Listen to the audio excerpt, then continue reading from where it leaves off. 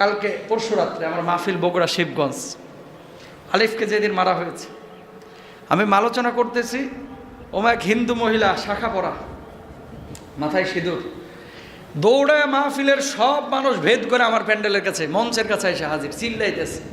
তো হিন্দুদের বিপক্ষে কিছু কথা বলেছি, কারণ ওই যে আলিফরে মারছে ইসকনের বিপক্ষে বলাটা আমার ইমান, এখন জান থাকুক বা না থাকুক, এটা যদি না বলি আল্লাহর আদালতে আমার দাঁড়াইতে হবে। ঠিক ভাই, আমি এই ইমান লালন করি না, যে ইমানে সাদাকে সাদা বলতে পারবো না, কালোকে কালো বলতে পারবো না। মাহফিলে জ্বালাময়ী বক্তব্য দিলাম, বগুড়া শিবগঞ্জের ঘটনা। ওমা হিন্দু মহিলা দৌড়াইছে, কোনোদিন তো এমন ঘটনা ঘটে নাই, মঞ্চের সামনে এসে চিল্লাইতেছে। আমি তো মনে করেছি মনে হয় সে প্রতিবাদ করতেছে। আমি বললাম, আমি কিন্তু কঠিন হই নাই, নরম হয়ে বলছে, চাচি কি হয়েছে একটু বলেন তো, চিল্লাচ্ছেন কেন? ও দিদি বলেছি, দিদি, চাচি না, দিদি কি হয়েছে, চিল্লাচ্ছেন কেন?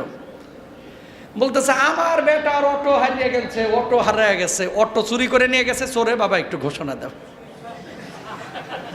কথা বুঝতে পারছেন?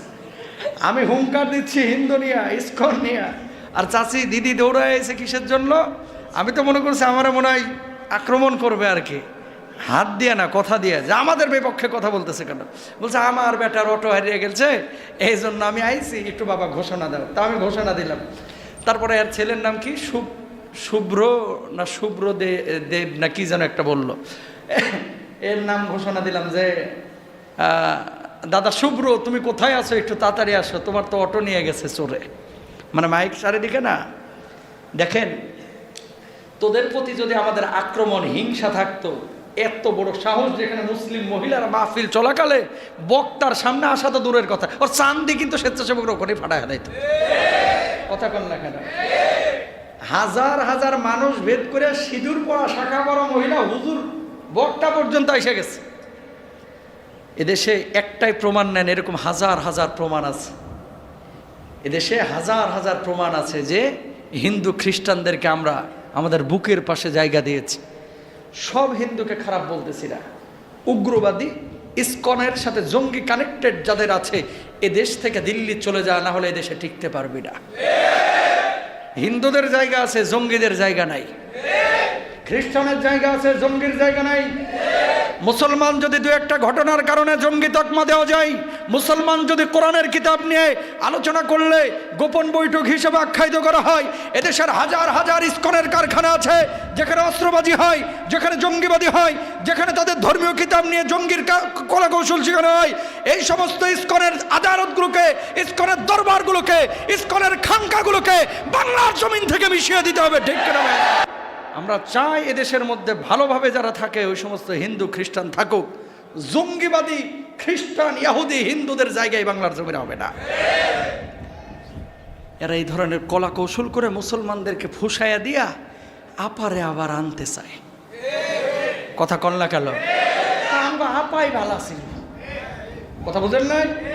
সূক্ষ্ম ষড়যন্ত্র চলছে, এই ষড়যন্ত্রে পা দেওয়া যাবে। ও মুসলমান, এতদিন ছিল স্বাধীনতার প্রশ্ন, এখন এসেছে ইমানের প্রশ্ন। ঠিক না? অখণ্ড ভারত তারা এই দেশের মধ্যে দেশটারে আবার নিতে চায়। ওদের আবার বিরোধী দলীয় একজন নেতা কয়, চিকিৎসা নিতে আসবি না, আমরা কিন্তু ভিসা দেব না, তোরা গরুর মুখ দিয়ে চিকিৎসা কর, তোকে চিকিৎসা আমার দরকার নাই। ঠিক না? যাব না তোর ভারতে, কি হয়েছে বেটা? ভারতে না গেলে কি আমরা বাইচে? আমরা যাবো আমেরিকা, লন্ডনে। ঠিক না? আমরা ভিসা দেব না, ভিসা বন্ধ করে দেব। কি হয়েছে? ভিসা বন্ধ কর, তোর কলকাতার মানুষ না খেয়ে মরবো। কলকাতার মানুষকে খারাপ বলতেছি না, কিছু পাগল ছাগল নিয়ে কথা বলতেছি। কোথায় কোথায় ভিসা বন্ধ, ভিসা বন্ধ হুমকি দেয়, কোথায় কোথায়। হ্যাঁ, ভিসা যেন আমগো জান্নাতের টিকিট। কথা কন না কেন? কত মানুষ এখানে বসে রয়েছে, জীবনে ভারত যান না, কে কে হাত তোলেন তো? লিল্লাহে তাকবীর। এই ক্যামেরাম্যান দেখা দেখা, ম্যাক্সিমাম মানুষই ভারত যায় নাই। এবার হাতটা নামান, হাতটা তুলেন, আরেকবার তুলেন, ওই যে ভিডিও নিচ্ছে, তুলেন তুলেন, ভালো করে হাত তোলেন। লিল্লাহে তাকবীর, লিল্লাহে তাকবীর। ভালো করে লাও, ভালো করে লাও, হাতগুলো লাও, গোটা দেশ দেখুক, এর দরকার আছে। হ্যাঁ দেখেন, বাস এবার কথা শুনেন, হাত তুলে রাখেন। এতগুলো মানুষ একজনও ভারত যায় নাই জীবনে। মরে গেছেন? খাইতে পাচ্ছেন না? মরে যাচ্ছেন? অসুস্থ হলে চিকিৎসা ছাড়া থাকতেছেন? এবার হাতটা নামান। ও মুসলমান এবং মিডিয়ার ভাইয়েরা, আপনারা তাকায় দেখেন, অধিকাংশ মানুষ জীবনে ভারত যায় নাই। এই মানুষগুলো বেঁচে আছে, টিকে আছে। তোরা ভিসা বন্ধ করলেও আমাদের কিচ্ছু আসে যায় না, ঈমান নিয়ে থাকবো, বাংলার জমিনে থাকবো। আল্লাহ তাআলা বুঝদান করুক। আরো জোরে বলেন। কষ্ট হচ্ছে না তো? যদি কষ্ট হয় জানতে হবে এই গ্রুপের কথা। কন কষ্ট নেওয়া যাবে না, ঈমানের দায়িত্ব। আল্লাহ বুঝদান করুক। আল্লাহ তাআলা বলেছেন, হিন্দু খ্রিস্টানদের সাথে বন্ধুত্ব করো না। ভালো আচরণ করা আর মাখামাখি বন্ধুত্ব করা দুইটা কিন্তু দুই জিনিস। হিন্দুর সাথে সুন্দর আচরণ করবেন, কিন্তু জানের দোস্ত, আরে বাবারে বাবা, গরুর গোশ রান্না করছে, বন্ধু ছাড়া হাত ঢুকতেছে না। একটু ভালো রান্না করছে, দাওয়াত না দিয়ে চলতেছে না, এরকম হবে না। ভালো আচরণ করবেন, গলায় গলায় বন্ধুত্ব করা যাবে না, ইনশাল্লাহ বলেন। এরপর আসেন সামাজিক যোগাযোগ মাধ্যমে হয়রানি 6 নাম্বার। 7 নাম্বার, কৃত্রিমভাবে ধর্মীয় দাঙ্গা লাগানোর পায়তারা করে এই বদমাইশগুলো। ভাই, আমরা দাঙ্গা চাই না, আমরা চাই হিন্দু, বৌদ্ধ, খ্রিস্টান সবাই একসাথে থাকব। আমার দেশের মাদ্রাসার ছাত্ররা মন্দির পাহারা দেয়, তুমি আমাকে মারো কেন? তুমি আমার মুসলমানের গায়ে হাত তুলো কেন? চিন্ময় প্রভুকে আদালতে নেওয়া হয়েছে, এই জন্য তোমার এত ক্ষোভ। চিন্ময় প্রভু কি জান্নাতি মানুষ নাকি? সে কোনো অপরাধ করতে পারে না? পারে কি পারে না? মুসলমান অনেক পার্লামেন্ট মেম্বার আজকে জেলের মধ্যে আছে, কই তাদের দলীয় লিডাররা যে এত আদালতে হামলা করলো না?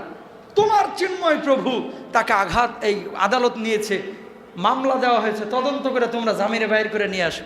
কেন তুমি তাদেরকে ওই জায়গাতে আঘাত করতে গেলা, প্রতিবাদ করতে গেলা, আদালতের উপর হামলে পড়লা? কেন আইনজীবীকে হত্যা করলা?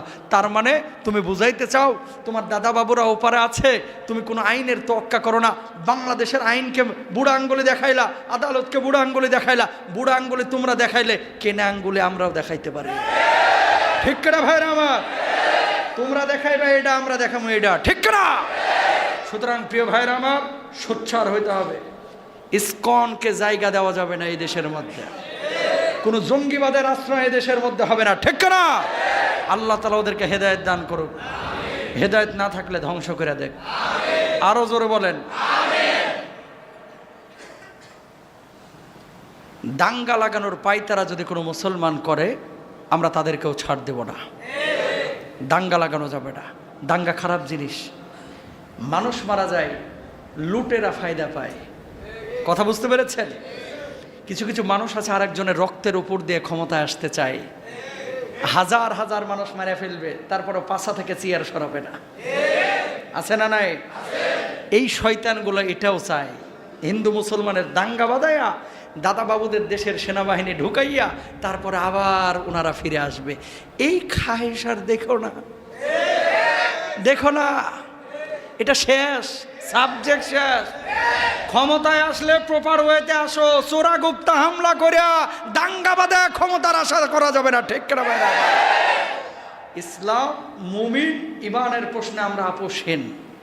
কারণ এই জীবনে দাম ততক্ষণ আছে ইমান যতক্ষণ কলিজার মধ্যে আছে। আল্লাহ যেন ইমান যখন চলে যাবে তার আগে যেন আমাদের দুনিয়া থেকে নিয়ে চলে যায়, ঠিক না? যদি কখনো ইমান থেকে আমরা দূরে সরে যাই, তার আগেই যেন ইমান থাকা অবস্থায় যেন আল্লাহ নিয়ে যায়, ইনশাল্লাহ বলেন। প্রিয় ভাইরা আমার, তাহলে এই ইসকনের